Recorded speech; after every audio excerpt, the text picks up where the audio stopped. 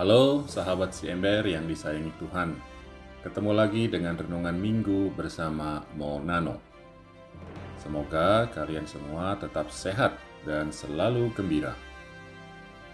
Hari ini kita memulai tahun liturgi kita yang baru dengan hari Minggu Advent pertama. Advent dari kata Adventus berarti kedatangan.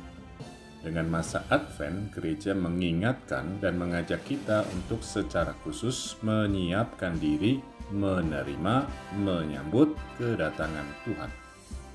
Gampangnya, kita diajak nungguin Tuhan yang bakal datang. Dan ternyata nunggunya nggak bisa sembarangan, nggak bisa sesuka hati kita. Dengerin ya. Teman-teman yang dikasihi Tuhan. Memulai masa Advent ini, gereja memilihkan kutipan Injil Markus bab 13. Di bab 13 ini, Yesus omong tentang kedatangannya yang kedua kali. Salah satu hal yang disampaikan Yesus adalah bahwa waktu kedatangannya nggak ada yang tahu, bahkan dia sendiri nggak tahu. Makanya dia bilang, sikap yang paling benar waktu nunggu adalah berjaga-jaga. Yesus bilang gini, halnya sama seperti seorang yang bepergian, yang meninggalkan rumahnya dan menyerahkan tanggung jawab kepada hamba-hambanya, masing-masing dengan tugasnya, dan memerintahkan penunggu pintu supaya berjaga-jaga.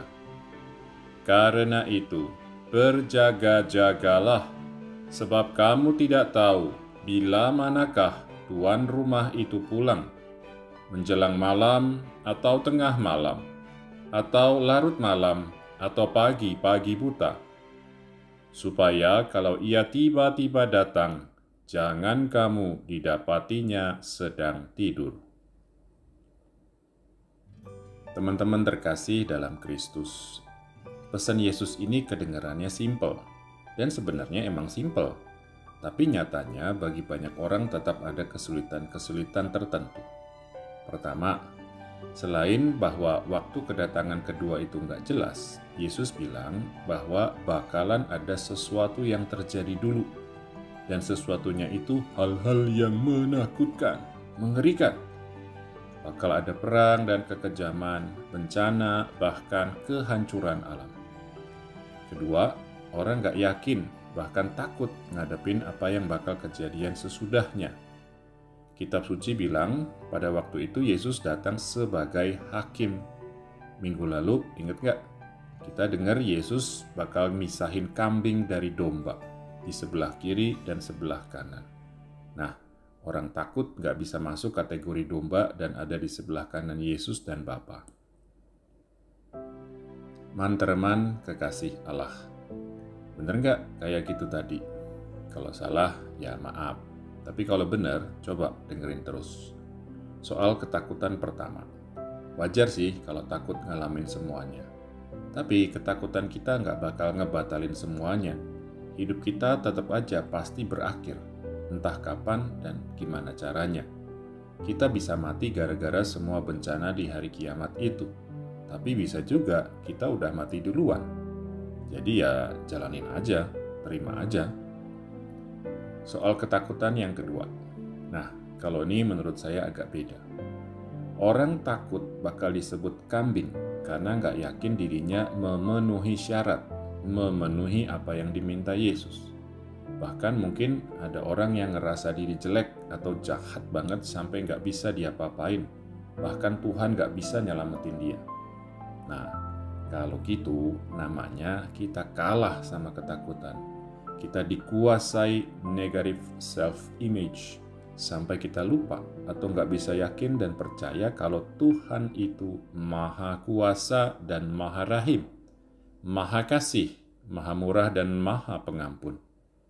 Cinta dan belas kasihan Tuhan, kuasa dan kerahimannya melampaui segalanya.